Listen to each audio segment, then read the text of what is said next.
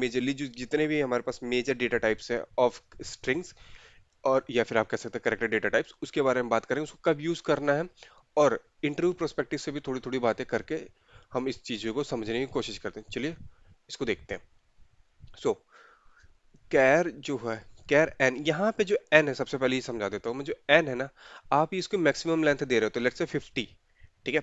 कैर 50, ये data type का नाम कुछ भी हो जो आपने एन डिफाइन करा ना यहाँ पे, तो उसका मतलब 50। छोटा सा एग्जांपल, मेरा नाम विनय है, ठीक है।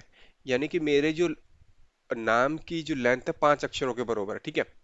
अब मैंने एक टेबल का नाम लिखा, टेबल है कोई सी हमारी, जिसमें कॉलम है जिसमें मिलेगा फर्स्ट नेम, ठीक है। और उसके आगे जो मैंने इस तरीके का कैर 5 डिफाइन कर रखा है, ठीक है। अब क्या, ये तो फर्स्ट नेम मेरा कॉलम का नाम हो गया, और ये जो है मेरा डेटा टाइप हो गया।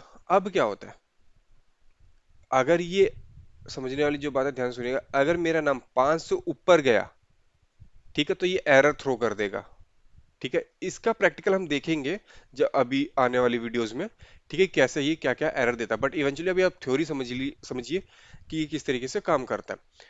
तो इसको बचने के लिए, बचने का इवेंचुअली ये होता है कि आप अपने डेटा को एनालाइज करिए और ये चीज देखिए कि वो किस तरीके का डेटा आपको उसमें इनफ्लो होने वाला है। फॉर एग्जांपल, आपको पता है सिटी है जिसमें आप सिर्फ दिल्ली का ही बना रहे हैं, ठीक है। आपको इवेंचुअली पता है कि आप दिल्ली वाले ही डेटा सेट पे काम कर रहे हैं। तो अब सिटी में जो है, जब आप उसको डिफाइन करेंगे, तो जैसे सिटी का कॉलम आपने डिफाइन किया, कैर लिख दिया आपने 5, तो ये कभी वो नहीं करेगा। बट इवेंचुअली क्या होता है, आपका डेटा टाइप चेंज होता है, या नॉट डेटा टाइप, आपका इनफ्लो चेंज होता है। आप दिल्ली से मुंबई पे चले गए, त्रिवेंद्रम पे चले गए, तब वहां पे ये चीजें फेल हो जाएंगी, क्योंकि जो मैक्सिमम कैपेसिटी होती है इसकी, जो आपने डिफाइन कर रखी है, जो एन वैल्यू डिफाइन कर रखी है, वो 5 है। तो इसके लिए आपको ये चीजें सोच समझ के लिखनी पड़ेंगी, ठीक है। तो आइए समझते हैं इसके स्टोरेज टाइप में कब यूज करना है, और इसके फिक्स्ड होता है। इसकी रेंज स्पेसिफिकली अगर आप इसको इस पे ध्यान नहीं देंगे, कोई इशू नहीं है। बट आपकी जो स्टोरेज और कब यूज करना है, ये चीजें आपको क्लियर रहे तो इंटरव्यू में काफी चीजें आपकी स्मूथली चली जाएंगी। क्योंकि अगर एज अ फ्रेशर देख रहे हैं आप, एज अ एक्सपीरियंस देख रहे हैं, तो भी ये चीजें आपको आनी चाहिए, ठीक है। जिसमें एन का मतलब यहाँ पे बाइट्स होगा, कितने बाइट्स। जैसे कि जो मैंने, मेरा नाम विन है, तो मेरा जो स्पेसिफिकली कह रहा है, तो 5 बाइट का डेटा डेटा वो स्टोर करेगा। तो ये चीज ध्यान रखिए, जितना भी आप एन को डिफाइन करें उतना डेटा स्टोरेज वो लेगा ही लेगा, ठीक है। बट यहाँ पे थोड़ा सा ट्रिक होता है, वेर केयर में देखते हैं हम लोग, ठीक है। ये फिक्स्ड कोड होता है, ठीक है। जैसे कंट्री कोड होगा, पिन, ठीक है। आपको पता है दिल्ली का पिन, लेट्स से कि मैं जिस एरिया में रहता हूँ 110043 है, इस तरीके का। तो मेरे को पता है ये 5 अक्षर या 6 अक्षर में आएगा, तो मैं उस तरीके का यूज करूंगा। दिल्ली का लेट्स से कि नाम DELHI 5 अक्षरों का, ये तो मैं उस तरीके से यूज करूँ। जब आपको ये पता हो कि ये चीज फिक्स्ड है, then you have to use कैर एन। अदरवाइज आपके पास वेर कैर एन है, जो कि हम वेरिएबल लेंथ में कहते हैं, ठीक है। इसको आपको एक बहुत अच्छे एग्जांपल के तरीके से समझाऊंगा, जो कि ये दोनों इंटरव्यू प्रोस्पेक्टिव से बहुत ज्यादा इंपॉर्टेंट हो। What is the difference between care and wear care, ठीक है।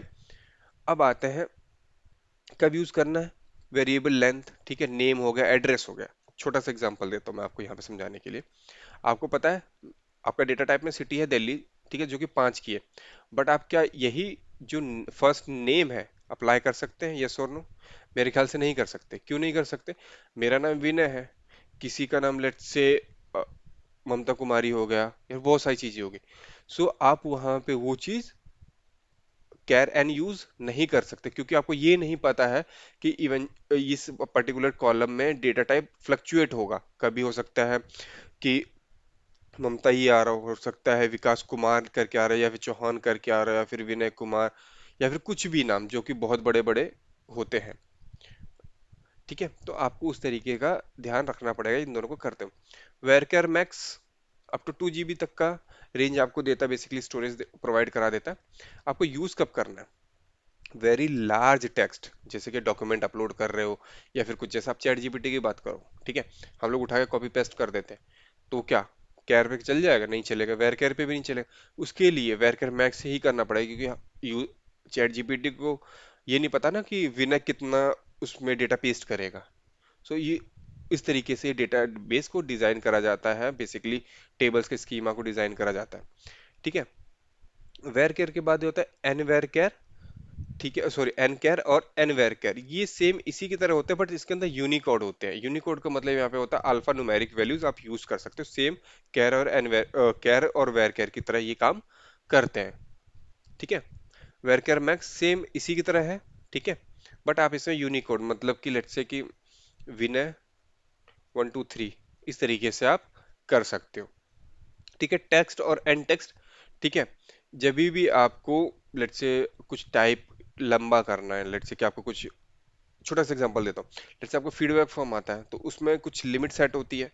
ठीक है, तो उस टाइम उन्होंने हो सकता है कैर का डेटा टाइप यूज कर रखा, बट जहां पे आपको लिमिट ही नहीं दे रखी होगी तो वहां पे आपको टेक्स्ट का आप मतलब यूज देख सकते हैं। ठीक है, तो इवेंचुअली आप ये चीज इस तरीके से समझिए, जब आपको जिस तरीके का डेटा इनफ्लो हो रहा है, जैसे जैसे मैंने एग्जांपल दिया सिटी, आपको पता है किस तरीके सिटी काम करना है, उसका पिन कोड क्या है, then you have to use fixed वाला पार्ट विच इज कैरन।